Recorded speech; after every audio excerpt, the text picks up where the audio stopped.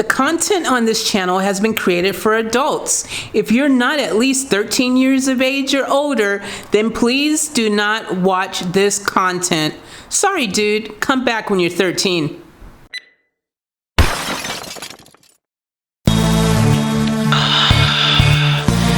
Yeah, baby girl. You know what I want to do. Come on.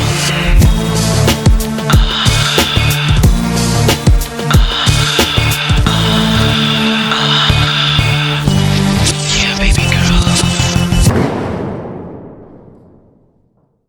What's up, Off Tap family? Welcome back to another vlog. It's your homie Faith Chase, aka Crossifex, aka Chosen Effect, back on the deck, giving wreck to set. And don't you forget, guys, I'm excited because we're going to do part 2 of the Mercury Rising documentary that we started like freaking a week or two ago.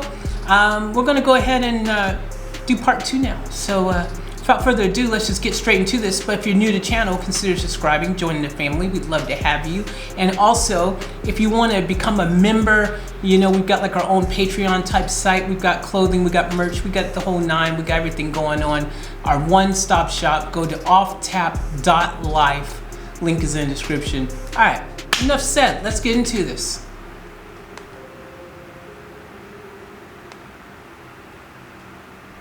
He said, well, Eric, you really feel that strong about the band, then you must promote them until they happen. You personally have to go around radio 1, 2, 3, and 4, and 87, or whatever it was. Capital, Schmapital, you have to promote it. Oh, my pleasure, great. Eric started to promote Queen, but it was more difficult than he and EMI expected. The record comes out, the first single, Keep Yourself Alive, and I'm plugging it.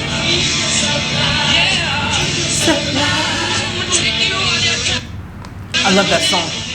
Got a few plays, not monster, quite a few plays, but not many. Not enough to even get it into the breakers in the chart. Completely failed, completely. I thought, Eric, you That's the best schmuck. song. EMI decided that touring might be the solution. That was when we got them onto the Mott the Hoople tour. The deal was that Mott's management wanted $2,000 to put a band onto the tour. They thought Queen was a good fit. Queen certainly made this a double bill of valid acts. We were very, very happy with it. You're always That's right. fearful of seeing the audience disappear to the bar the moment the support act comes on if they Yeah. don't get down well. And they That is so true, man. Like, usually, you know, the support act is like the people who, you know, they're opening and it's like, okay, yeah, this would be a good chance to go and, you want a hot dog? You want, you want something from the bar? It's like that, man. I actually, personally though, that being said, I actually I've opened for some big acts, and you know, I saw that as an opportunity to freaking blow the doors off, win their fans over to my side, and show them what I can do. And let me tell you, matter of fact, I'm gonna say this, and this is me. I want to sound humble as possible when I say this, but it's the facts. It's maybe won't come out sounding humble, but it's meant to be really humble. I'm just stating a fact. But every single time that I've opened for someone else, people told me that I was better than the main show. And that being said, I have to admit to myself that I believe that because I was there and I know what I brought and I know what they brought. And what I brought, it looked like we, you know, when it was my group, should have been last, or when it was solo me, I should have been last. Because always, as the front person or as the lead artist or as a solo, as my energy alone, I take it there. I take it there, man. So it's so true what they're saying right there, man, because, you know, usually people go away, but man, that's when if you're a support act, you need to freaking like do everything you can to show. That's your moment to shine, man. Keep them there. Make them wish that they freaking never even thought about leaving to go get a drink, you know what I'm saying? But yeah, that's so funny. That just makes me laugh because I've experienced that. I've seen it and I know what it's about. Certainly made this a double bill of valid acts. we were very, very happy with it. You're always fearful of seeing the audience disappear to the bar the moment the the support act comes on if they don't go down well, and they kept the audience, and there were lots of sighs of relief and shaking of hands and saying, this looks good. But I didn't think they were a superstar act. What? Why not? Because they themselves hadn't found out yet what made them really special. It was while supporting Mott the Hoople that Queen met Look at the photographer picture. Mick Rock. I was impressed. I mean, they had power and they had melody. They played him some of their new tracks. And I went, whoa, Ziggy Stardust meets Led Zeppelin. The band knew that they needed a more dramatic image for their second album cover. They wanted a piece of this glam image. They wanted a black and white theme, and they wanted to feature the band. This is a band that hadn't made the record label any money, and they were already bossing them around and getting what they wanted. At the time, up-and-coming photographer Mick was interested in the portrait styles of the old Hollywood stars and shared the images with Freddie. And I showed him this picture of Marlene and Dietrich and suggested that should be the approach for the black shot of the band. And he loved it. I mean, whether it was the shot or whether it was the fact that it was Marlene and Dietrich, that should be Marlene, you know. I mean, he immediately responded. Wow. Keep Yourself Alive had sold poorly. But the first single Really? released from their second album, Seven Seas of Rye, was a top 10 hit. So the foundation really was Keep Yourself Alive. Enough to, that foundation was strong, monster strong, enough to Seven Seas of Rye comes out, and then it took off. Man. I haven't reacted to this yet. When we got to Queen, Man, these documentaries gonna like spoil freaking some of the little songs I haven't heard yet. It's not cool. Maybe I should think about doing docs until after the freaking I don't know. I can't do that 'cause I'm enjoying learning stuff from these docs, but still, man. No, I freaking. It's alright. Give me a freaking couple days and I'll forget all about it. Let's keep going. too, this was stuff that they'd written since things had started to happen for them. And I think they were full of all that very early enthusiasm. They had so many ideas. I think they could probably have done 10 times the tracks they did. And I think that really comes over. It's the energy, it's the variety of influences. Yeah. I just think that, in my opinion, it's one of their best albums. You know, how can you choose which one's their best album, really, man? All of them are one of their best albums. That's the reality. While promoting the band, Eric Hall discovered that he and Freddie shared similar passions. He realised that my kind of taste in music was Sinatra, was a lady called Josephine Baker, was sort of a bit more, not camp, schmamp, but outrageous Judy Garland, you know, Friend of Dorothy type shit. That sort of, he loved all that too. He loved all that. Get ready for the Judgment Day. The pair bonded over their love of music and spent time together on tour. I'm laying in my bed in the Holiday Inn, Luxembourg, about 3 o'clock in the morning, suddenly knock at my door. Hello, you there? Eric, this Freddie dear.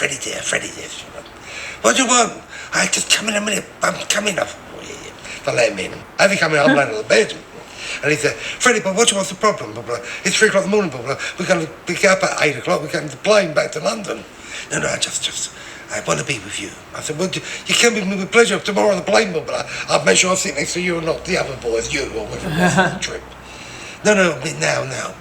I know you're not into what I like, but can I just hold your hand? Oh. I said, that's all you're going to hold in my hand, blah, blah. No, I don't hold my hand. Huh?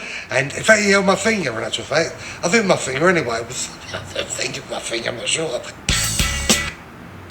What the freak is this guy going on about, man? He's like, I think it was my finger. I'm not sure if it was my finger. What do you think he was grabbing then, bro? Come on, man. That was... What was that? He's trying to make it sound like he was grabbing that other thing or something? Is that what he was trying to intend there?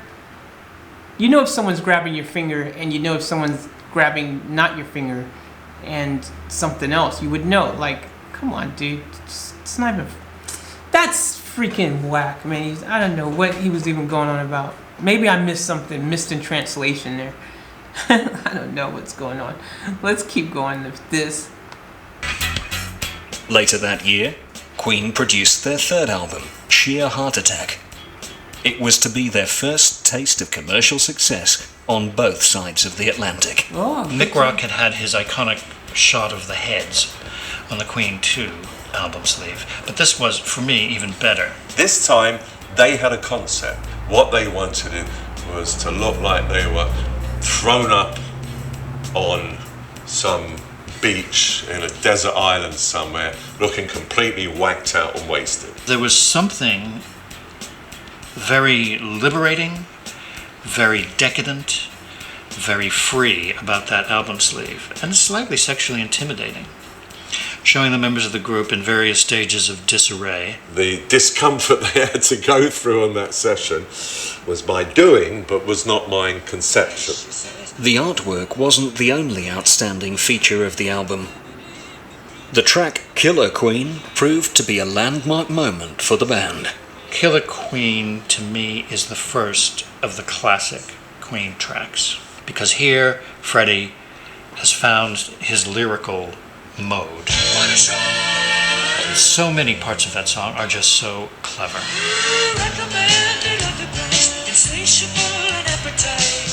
Then at the appropriate moments, there's the contrast with Brian's ferocious guitar. This is it. They've also incorporated the high harmonies of Raja. And this was the song that broke them in America. Killer Queen was a smash hit. Freddie's lyrics impressed and bemused almost everyone. Killer Queen is open to interpretation, I think. I think the lyrics were allegedly to do with some people they were involved with in their management that weren't their best friends. Who knows? There are all sorts of interpretations. I've heard a lot of stories over the years. The story is this. He come to see me one day to play me a record. And he says to me, Eric, want you to hear this? He puts his record on. Killer Queen, goodbye to gelatine, yabba dabba man, dabba dabba dooba doo. I said, love it, it's got to be here, love it, monster, got to be here. Look, you haven't, Eric, you haven't listened to the lyric. I have, no, listen again, put it on again. He's Moe Shandon in the fancy cabinet. No, he said, but no, don't listen. The song's about you.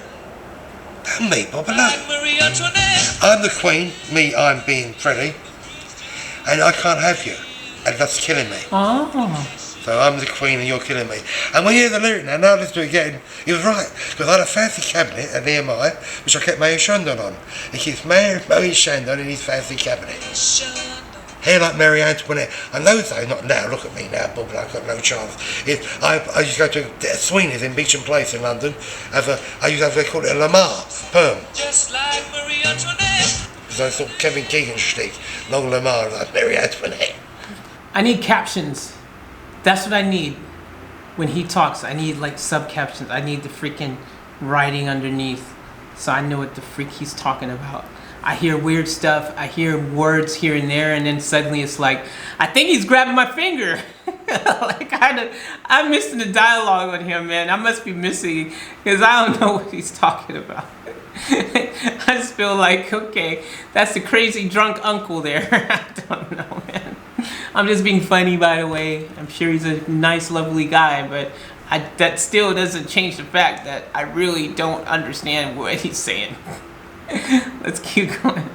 Place in London, I used to have, they call it a Lamar perm. Just like That's what I heard.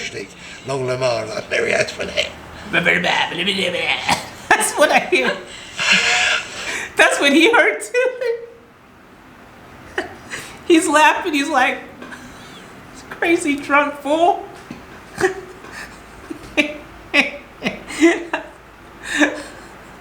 Let's keep going. Place in London, I used to have, they call it a Lamar perm. Just like Marie Antoinette. Because I thought Kevin Keegan shtick, long Lamar like Marie Antoinette.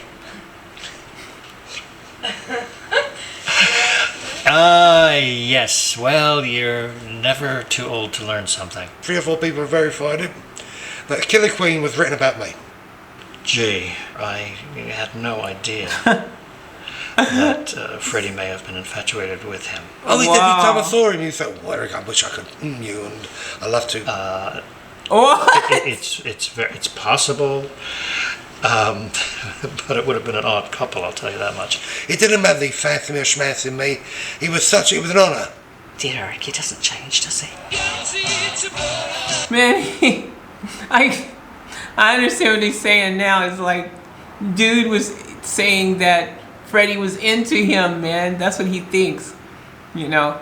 So, you know, I don't know. I can't see it.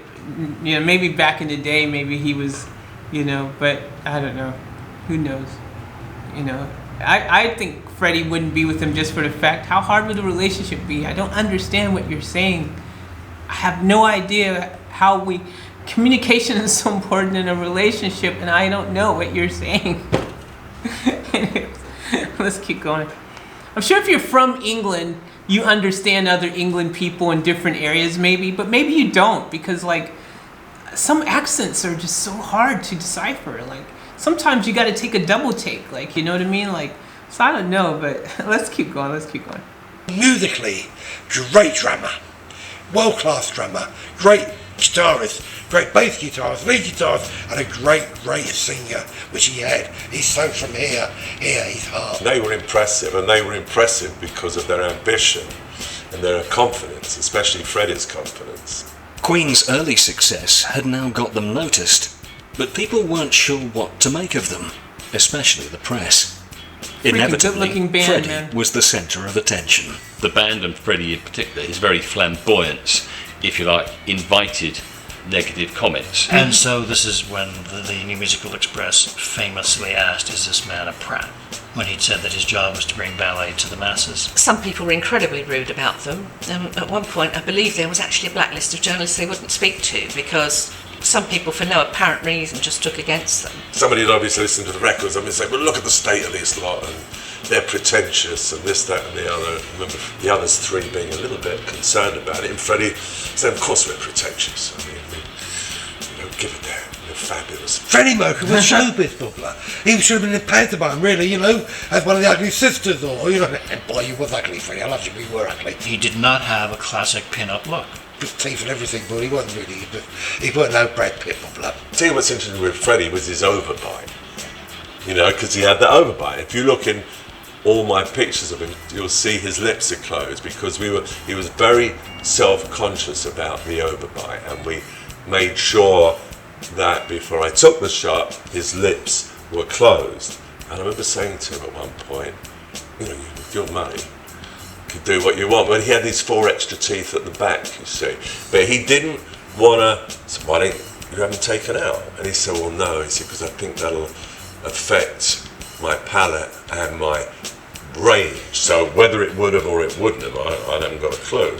But that was what he believed, that it would have affected his voice. And of course he didn't have the most extraordinary vocal range. So maybe he was right. I think Freddie always really wanted to give a show. I think in some ways a lot of his life was a show. I think it's the old word charisma. You know, I'm a peacock, he would say. He wanted attention, that's for sure. He always stood out. He had that magic, that sparkle. Yeah. Queen were now in demand. They embarked on a world tour, headlining in the US, Canada, and Japan for the first time. How cool would that be to see? But behind the scenes, there was trouble brewing. Queen's contract with Trident was crippling them financially. In those days, it was quite typical for people to be under contracts that would now be considered wildly unfair. They simply did not have much money.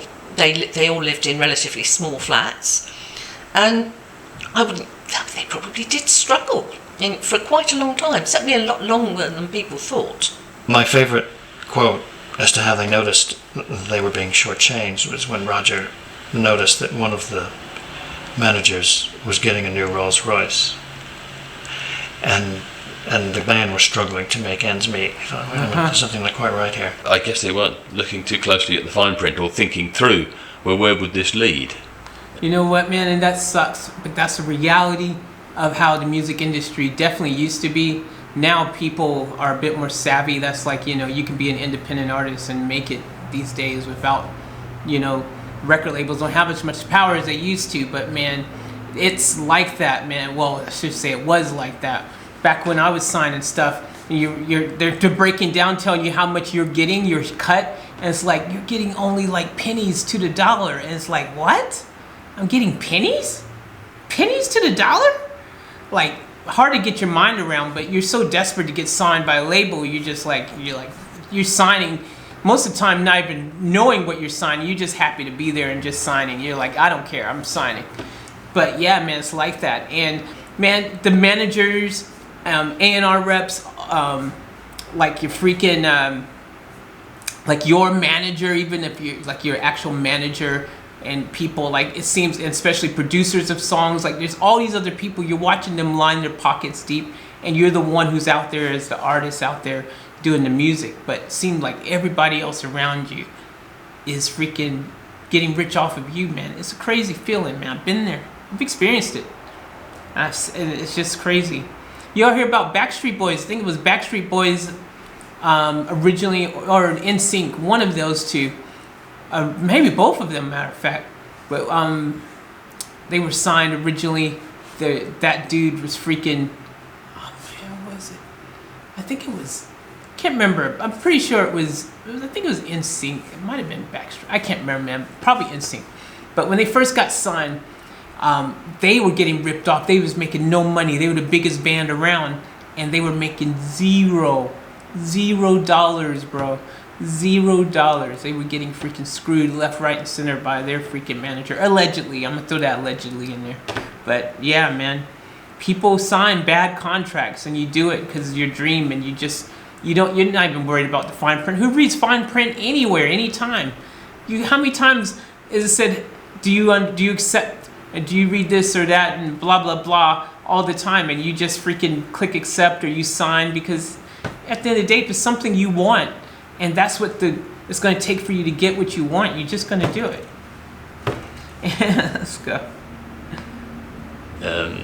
Once it's signed through a record company, they would just sign a piece of paper and put it in front of them because they thought, great, I get to make a record. They don't think about, and I'm going to tour the world and not make any money out of it and get exhausted. Wait a minute. That's not in the original plan. Nope. It left them with a very bitter taste. Their manager, Jim Beach, wanted Very the band to bitter sign with Led Zeppelin's manager, Peter Grant, and with his production company. Queen found that contract unacceptable, and instead hired Elton John's manager, John Reid. In 1975, Queen released their fourth album, A Night at the Opera. It would go on to be voted as one of the greatest albums of all time. Oh, wow. I attended the playback of the Night at the Opera album. There we were. And we listened to this album. It was a nice album. And then suddenly, this 6-minute, what to call it, comes on. Is this the real life? Is this just fantasy? Everyone was in shock. And they'd never heard anything like it. Escape from reality. People were divided about whether it was genius or madness. I see a little silhouette. That track was Bohemian Rhapsody. When John Reid and EMI first heard it, they were very concerned. I'm told that John Reid didn't want Bohemian Rhapsody to be as long as it was. In those days, the BBC and various other people wouldn't play anything longer than about 3 minutes. We had lengthy discussions within EMI about what on earth they think they're doing. It's so long. It's 3 records in one. And of course, it turned out to be a work of genius. Still don't understand it. Mama, just killed a man, put a gun against his head, pull the trigger now. Then I'm listening to it, I said, lovely. This guy, I don't know.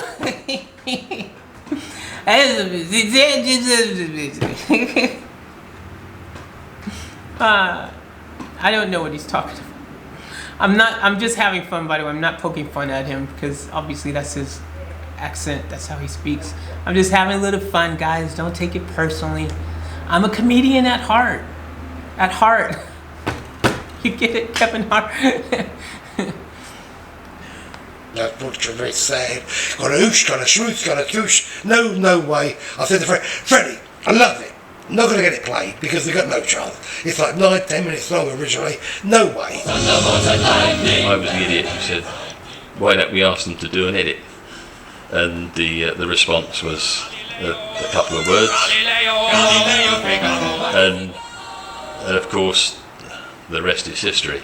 The band stuck to their guns, and with the backing of producer Roy Thomas Baker, took the track to someone who might listen to it. The person who thought it would be a hit was Kenny Everett, who was working on Capital Radio at the time, and it is true.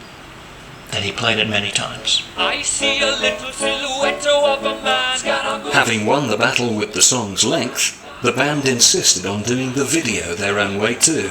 At that time, we were making promo clips on a regular basis. They would just be lip-synced, miming to a track. And that was really what the music video business consisted of. With Bohemian Rhapsody, Queen quite independently decided that they wanted to do something that would be mould breaking. It was a highly practical manoeuvre because clearly they weren't going to be able to go on top of the pops and do it according to the BBC rules, which involved going in and recording the backing track in 3 hours of studio time that they gave you, and then you do a moody switch of the tapes to give them the real backing track, and go in and mime to it. Mamma mia, mamma mia, mamma mia, let me go. We knew that what we would have to do is give them a video that would be so fantastic that they couldn't refuse to use it.